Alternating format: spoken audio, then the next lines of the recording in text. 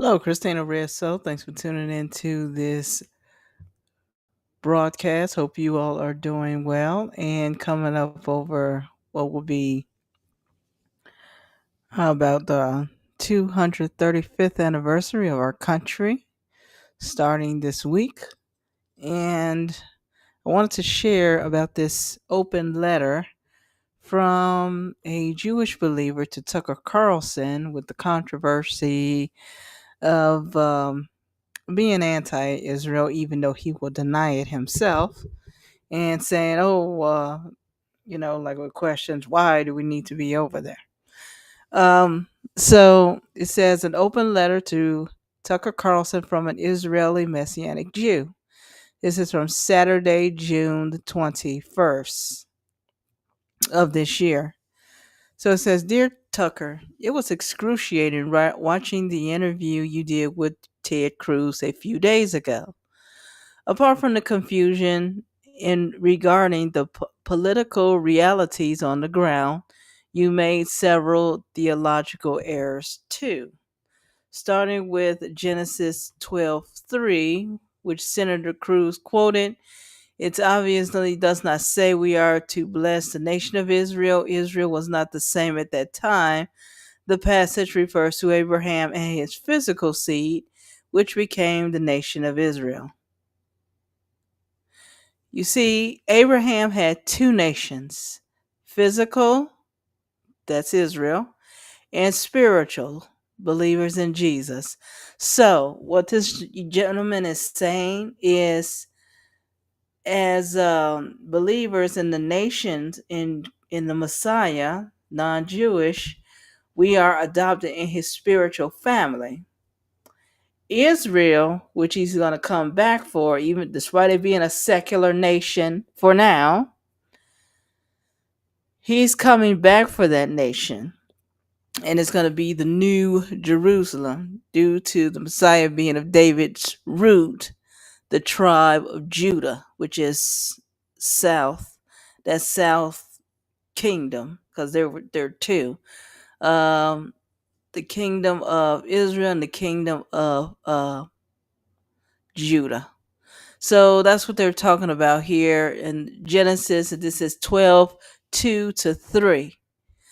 And he points out why. Here's it go. Number 1 in verse 2, he tells Abraham that he's going to make him a great nation, singular, because God never, he's not a God of confusion, so he's keeping his promise. I know there's this replacement theology. My elder said they also call it covenant reality, that the church either replaced Israel or is the same as Israel, and that is not true. It's that group of people about whom God says in the next verse, I will bless those who bless and curse those who curse you. 2, it's only after that God says, in you all families of the earth shall be blessed. The primary way that Abraham has a blessing to all nations of the earth is through bringing the Messiah Jesus into the world. But your question was, is modern nation Israel biblical Israel? I think this is a great question. Sadly, most evangelicals, as I mentioned before, because they want it replaced, have simply blessed Israel because they were told, like Senator Cruz, that it was the right thing to do. But theologically, they can't make the case. No, it's not. Well, no, it's biblical. Why would we follow a Messiah? The Messiah he was born in Bethlehem. Okay, that would be nonsense that we don't acknowledge the Jewish people. Now there are I'm not denying their salvation, but there are a lot of believers who are just ignorant or just refuse to um, acknowledge that, because like there are over 300 prophecies about Christ. We got 450 references of the Old Testament in the book of Revelation about the promise of Israel. So, and how they will eventually be saved.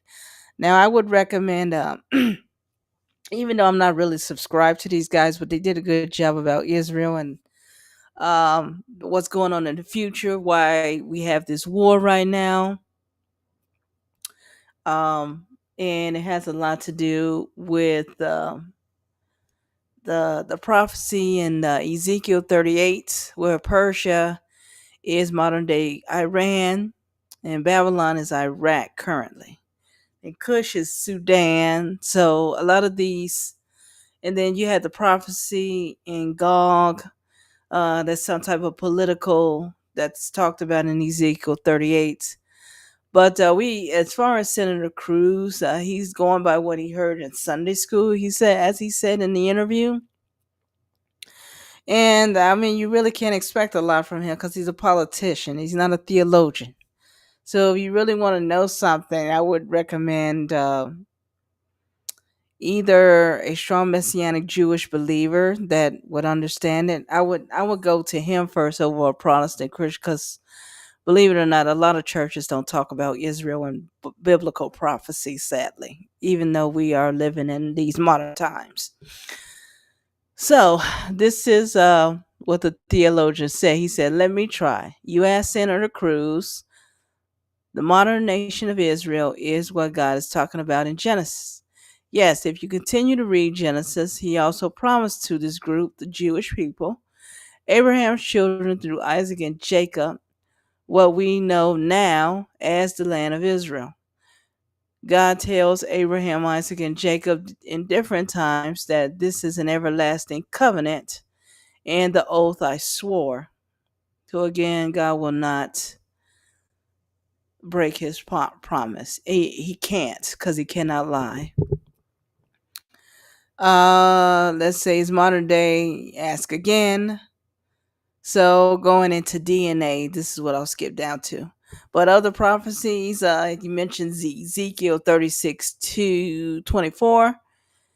36:24, excuse me. Ezekiel 37 verses 21 and 22, Jeremiah 16, 14 and 15. There's also the book of Amos, who was the shepherd boy of prophet, 9, 14 and 15. So what you have to ask yourself is, have these prophecies been fulfilled in the modern nation of Israel? Ethnic Jews, proven by DNA, have gone back to their homeland after 2,000 years, fulfilling prophecies that were roughly 25 years ago through the virtual every Hebrew prophet. So let me just appeal to your common sense. What are the chances of this happening? Considering that Israel was conquered over and over again by the Assyrians, Babylonians, Syrians, probably Turkish or something, Babylonians, Persians, Greeks, and Romans. It's a miracle that the Jewish people have any representation left on the planet. And there are people still trying to get that piece of land, as I mentioned before. Muslims want it, the UN want it, and I don't know about this pope, but the last pope wanted it. First, if the prophets were not speaking about present day Israel, then she is one of the most remarkable coincidences in history. Second, if not Jews, to whom then are the prophets referring? Did the church come out of the land of the north? No. Was the church regathered from all over the world back into the land of Israel? But no, but the Jewish peoples were. Even if one spiritualizes those verses to the church, one can deny the physical descendants of Abraham, return to the land promised to Abraham and his descendants forever, and build a prosperous nation, one would have to be intellectually dishonest not to see the connection between the prophecies and the fact that there is a nation of Israel today filled with Jewish people on the covenant land. It's a miracle. So you do have, there's a secular Jewish tradition, the Ashkenazi Jews, um, and then there's sporadic. There are Messianic believers like this gentleman, and there are some Muslims there too. So, so let's skip down. He said, "Your Savior is a Jew. Jesus is still Jewish. After his resurrection, he is referred to as the seed of David, according to Romans 1:3. And in Revelation 5:5, the lion tribe of Judah and the root of David, according to Zechariah 14:3 and 4. He will return to the Mount of Olives. 11, the angel said he will return the same way.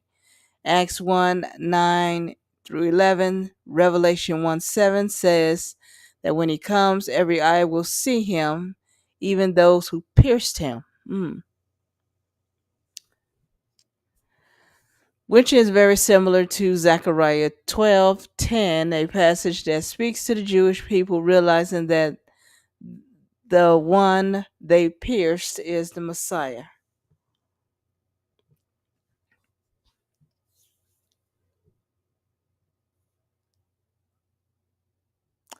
Okay, skip this. The Jewish people will embrace Yeshua. In Matthew 23:39, Jesus tells the Jews of Jerusalem that he will not return until they welcome him as the Messiah. How can they do that if there are no Jews in Jerusalem or there's no Jerusalem? It is believed that the biblical Joseph, who was rejected by his brothers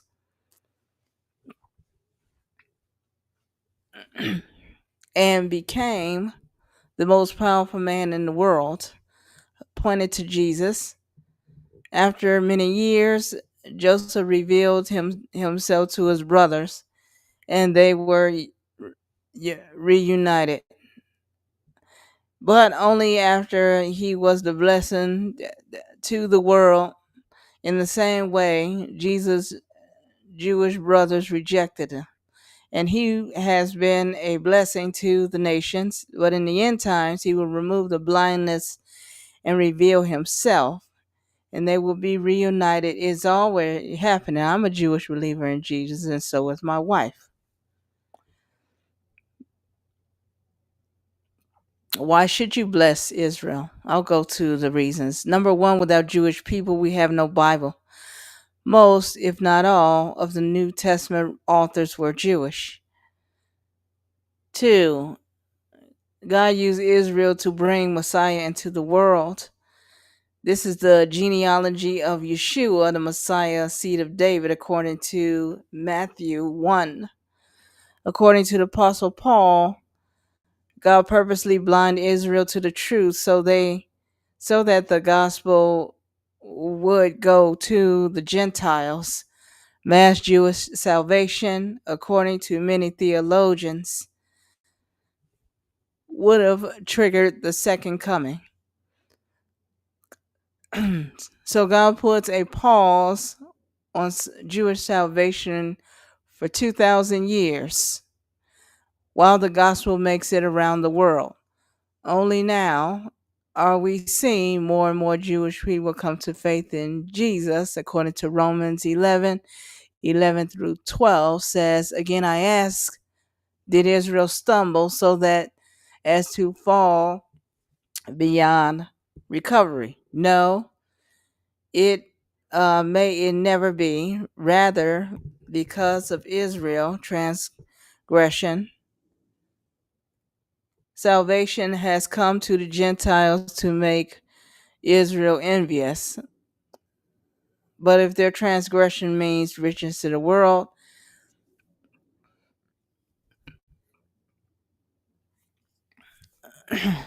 and their loss means riches for the Gentiles, who how much greater richness will be their fullness, including bring. Fourth reason, the Jewish apostles took the message of salvation to the nations, according to Acts 1:8, all over Europe and Asia. 5. Paul tells Romans in 15 that they have a debt to Israel because Israel brought them Jesus. 6. Jesus is coming back to modern day Israel. Zechariah says that that he returns to the Mount Olives in Jerusalem. The Jewish people recognize the Messiah. 7. The Jewish people were a womb of prayer that brought Jesus into the world. People like Simeon and Anna, these were the prototypes mentioned in the Bible, and represents tens of thousands of Jewish people were like them, were praying for the Messiah to come.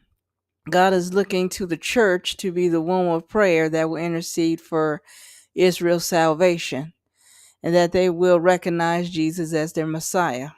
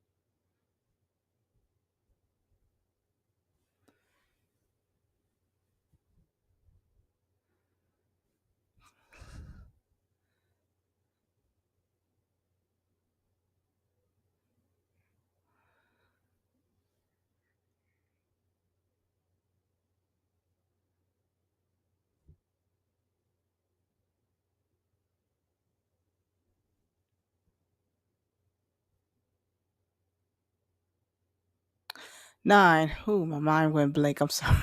Ooh, Lord help me. God will curse those who curse Abraham and his seed. He will bless those who bless her. This is the verse that Ted Cruz could not find in Genesis 12 because he didn't know where it was. Tucker, you will not be a Christian today and maybe be sacrificing the children to false gods except for the contribution of the Jewish people. Despite of what you're saying, brother, a lot of Christians don't want to admit that. They can't even admit that is like it's a spiritual jealousy, just like everybody else. Saying, oh, they're not special. We're all God's people. Oh, that's not what it means. So, sorry for the dead air there.